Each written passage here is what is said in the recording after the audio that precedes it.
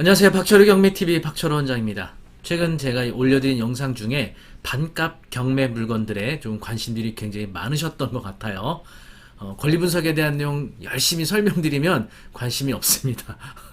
반값까지 유찰된 물건들, 이런 이제 이슈에 관심들이 좀 많으신 것 같아서 어쨌든 현재 부동산 시장이 이제 전반적으로 위축이 되다 보니까 경매 시장에도 그런 영향으로 인해서 여러 차례 유찰되는 물건들이 많이 나타나고 있죠. 그런데 각별히 주의해야 될 거는요.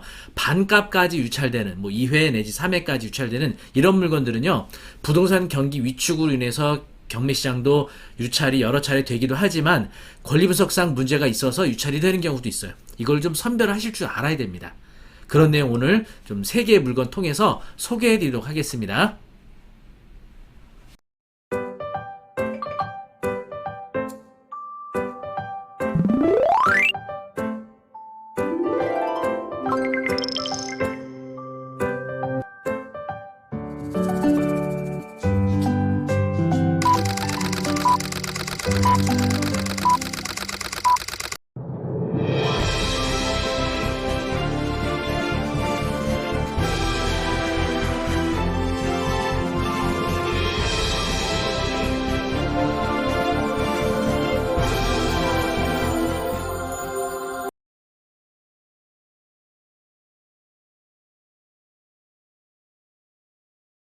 네, 먼저 첫 번째 물건은 서울 송파구 마천동 금호 어울림 1차입니다. 동부 2021 타경 2398 40평형 아파트고요.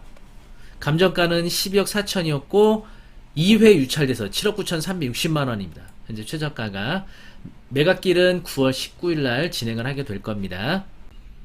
물건 명세서 보시면요. 제가 이제 물건 명세서 여러 차례 설명을 드려왔지만 최선 순위 설정 2021년도 7월 29일 근저당 요게 이제 말소 기준 등기 또는 말소 기준 권리라고 할 수가 있겠죠. 여기와 임차인들이 전입 신고한 날짜 요걸 비교해 보시면 됩니다. 자, 비교해 보시면 어떤가요? 이 두 모두 임차인 모두 말소 기준 등기 되는 근저당보다 전입이 늦죠. 자, 이런 전입자들은 대항력을 주장할 수 없는 임차인이라고 할 수 있겠습니다. 임모 씨는 아예 배당 요구 자체가 없었기 때문에 보증 미상으로 되어 있고요. 조 씨의 경우는 권리신고와 배당 요구를 했죠. 그래서 3,200만원. 보증 액수는 크진 않아요. 그런데 모두 대항력이 없죠. 그래서 배당을 받을 수도 있고 못 받을 수도 있지만 어쨌든 최우선 변제로서 아마 3,200만원 중 일부가 배당이 될 것으로 예상이 되는데 배당이 되든 안 되든 낙찰자가 추가로 인수하는 금액은 없다는 거죠. 네, 물론 이제 보증이 배당이 되면 낙찰자가 명도하는데 좀 더 쉽겠죠. 네, 이런 물건이었는데 지금 최저가 7억 9,360만원 대비 현재 시세가 얼마인지 한번 네이버 부동산 보도록 할까요? 마천 금호 어울림 1차 아파트 여기 위치 보시면은 마천역으로부터 이렇게 위치해 있어서 도보로 한 10분 정도 거리 될 것 같고요. 나온 매물가 보시면은 12억입니다. 현재 나와 있는 매물가 여기 11억 7천짜리도 있고요. 그거에 비하면은 굉장히 낮은 금액까지 유찰이 되어 있는 상태죠. 자, 두 번째 물건입니다. 경기 김포시 운양동 풍경마을 내면 한강 2차 503동 11층입니다.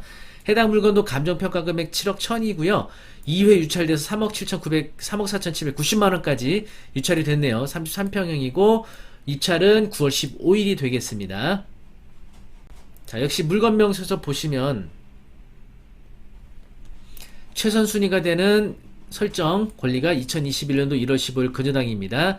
점유자는 조씨로 되어 있고요. 전입일자는 2020년 11월 19일입니다. 자, 비교해 보시면은 전입이 빠르죠. 이런 경우에는 대항력을 주장할 수 있는 임차인이죠. 근데 아래쪽에 보시면 주택도시보증공사가 권리 승계했다고 나오네요. 다시 말하면 임차인이 전세계약을 맺고 이 보증금에 대해서 전세보증보험을 가입하게 되면 만기 이후에 집주인이 보증 반환 안 해주면 임차인은 주택도시보증공사 통해서 보증 반환받고 이사 나갈 수 있게 되는 겁니다. 권리 승계가 됐고요. 자세한 내용 보시면 보증금 3억 9천이네요. 그리고 임대차 기간은 2020년 11월 24일부터 11월 23일까지고요. 전입신고 날짜, 확정일자, 그리고 보시면 권리신고 및 배당요구 신청서 제출함 2020년도 2월 9일에 제출했다는 의미겠죠. 그래서 보통 이렇게 제출한 경우에는 여기 배당 요구로 별도 기재를 좀 해줄 텐데 여기는 안 해놓고 여기다가 제출함이라고 써주면은 헷갈리잖아요. 왜 이렇게 작성했는지 좀 특이합니다. 어쨌든 이 해당 대항력 있는 임차인이었지만 확정일자도 받았고요. 그리고 배당 요구 종기 여기 3월 2일이었죠. 네, 배당 요구 종기일 이내에 배당 요구 권리 신고 다 했다는 거죠. 그래서 낙찰가가 3억 9천 이상이면 낙찰자가 추가로 인수하는 금액은 없겠죠. 자, 현재 최저 3억 4,790만 원인데 입찰가 좀 더 높여 쓰셔야 됩니다. 어차피 3억 5천에 낙찰받으나 3억 9천에 낙찰받으나 취득가액은 똑같아지는 거예요. 어차피 부족분 임차인의 배당 부족분을 낙찰자가 추가로 인수해야 되니까 네, 요런 사항인데 지금 시세 보시면요. 현재 네이버 부동산에 올라온 시세 보시면은 이 단지의 경우에는 이 편차가 굉장히 커요. 지금 5억 9천에 나온 매물도 있는가 반면에 7억에 나온 매물도 있고요. 5억 9천, 6억 2천, 5억 8천, 7억, 6억 2천 네, 이렇게 나온 매물가의 편차들이 굉장히 커요. 그래서 실제 시세에 대해서는 뭐 전화나 또는 현장 방문을 통해서 확인을 해보셔야겠죠. 5억 9천까지 나온 매물이 있는 거 보면 네 만약에 뭐 현재 최저가 3억 4,790만 원인데 어쨌든 임차인 보증 이상으로 낙찰을 받아야겠죠. 뭐 4억에 받는다. 그런다 해도 굉장히 저렴하게 낙찰받을 수 있는 그런 물건이 되겠죠. 다만 대항력 있는 임차인의 경우에는요. 대항력 있는 임차인보다 먼저 배당받을 수 있는 선순위 채권들에 대한 그 주의사항이 좀 필요합니다. 경매 집행비용 약 한 300만 원 내외가 먼저 배당이 될 거고요. 그리고 이 집주인이 임금 채권에 대한 체불금이 있거나 세금 체납으로 인해서 당해세가 있거나 또는 임차인이 대항력을 갖추기 이전에 체납했던 사유로 법정기일이 성립된 조세채권이 있는 경우에는 임차인보다 먼저 배당받을 수 있는데 문제는 경매 절차에서 이 소유자, 집주인의 조세채권, 임금채권 등 이런 각종 등기상으로 나타나지 않는 채권에 대해서는 사실 깜깜이 입찰이 되는 거예요. 법원에서 그런 사실들을 물건 명세서를 통해서 공시해주고 있지 않아요. 해주면 참 좋은데. 근데 온비드 공매 압류재산의 경우에는요, 이 소유자가 체납한 조세채권 정보, 임금체불 정보 이거 다 공개해 주거든요. 근데 경매의 경우에는 깜깜이 입찰이라서 사실 이제 부담감이 있는 채로 입찰을 할 수밖에 없는 거죠. 낙찰받게 되면은 낙찰받자마자 바로 법원 가서 기록열람 하시게 되면요, 그 교부 청구서라는 게 있어요. 그래서 조세채권의 경우에는 교부 청구서, 또 공과금 기간들, 또 임금 체불금에 대한 임금 체불 체납액 이런 것들이 다 정보가 낙찰받은 이유는 확인할 수 있거든요. 그래서 낙찰받은 대항력 있는 임차인의 보증금보다 먼저 배당받을 수 있는 채권으로 인해서 낙찰 금액보다 임차인의 보증 배당이 부족해지게 되면 추가로 인수해야 되니까 그 부분에 대해서 매각 불허가 신청이라든지 이런 절차를 밟아야겠죠. 어쨌든 대항력 있는 임차인이 확정일자 받고 배당 요구 종기까지 배당 요구했다 하더라도 낙찰받게 되면 낙찰받자마자 바로 법원 가서 기록 열람을 해보셔야 된다는 겁니다. 자, 요번에는 수원 2021 타경 11939 용인 구갈동 가연마을 신한아파트 604동 13층입니다. 현재 감정평가 금액 8억 9천이었고요. 2회 유찰돼서 여기도 반가까지 유찰됐습니다. 4억 3,610만원. 면적은 42평이고요. 매각기일은 9월 17일이 되겠습니다. 현재 네이버 부동산에 나온 매물가 보시면요. 8억 4천 정도의 매물이 나왔네요. 8억에도 나온 거 있네요. 2층은, 층이 낮은 거. 중층 이상은 8억 3천 정도까지 나와 있네요. 굉장히 저렴한 금액으로 나와 있는데, 자, 물건명세서 보시면, 여기 최선 순위가 되는 말소기준 듣기 2020년 6월 15일자 가압류 있죠? 김모씨 전입자 2015년 9월 18일 어때요?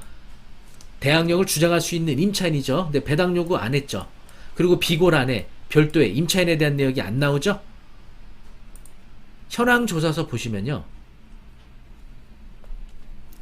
집행관이 현장 방문해서 남성에 의하면 자신이 임차인이라고 진술했네요.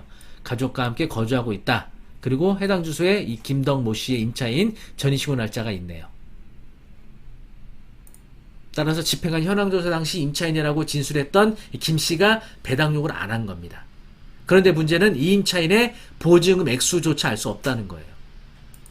낙찰을 5억에 받았는데 임차인의 보증금이 5억이다? 그러면 10억에 취득하는 거예요. 이 물건은 제3자가 입찰하기 어려운 겁니다. 보증금 액수를 알 수가 없어요. 이 임차인이 집행관한테도 진술을 안 했고 법원에다가 권리신고 배당 요구도 안 하는 거예요. 그러면 타인의 개인정보 우리가 알 방법이 없는 거죠. 입찰하기 어려운 겁니다. 왜 임차인이 배당 요구를 안 했느냐?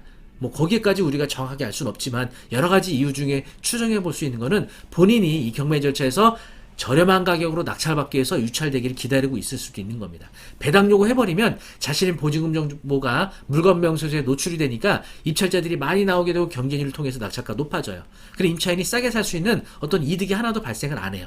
그런데 이런 식으로 법원에 자신의 보증금 정보를 노출 안 시키면 제3자가 입찰을 못해요. 앞으로 제가 봤을 때 9월 27일 날 또 유찰될 가능성이 높아요. 이런 권리부서 못하고 입찰 들어가서 낙찰받은 사람이 나타날 수도 있는 거죠. 다행히 대항력 있는 임차인의 보증금이 1억이나 2억이다. 그러면 시세가보다 싸게 사는 거잖아요.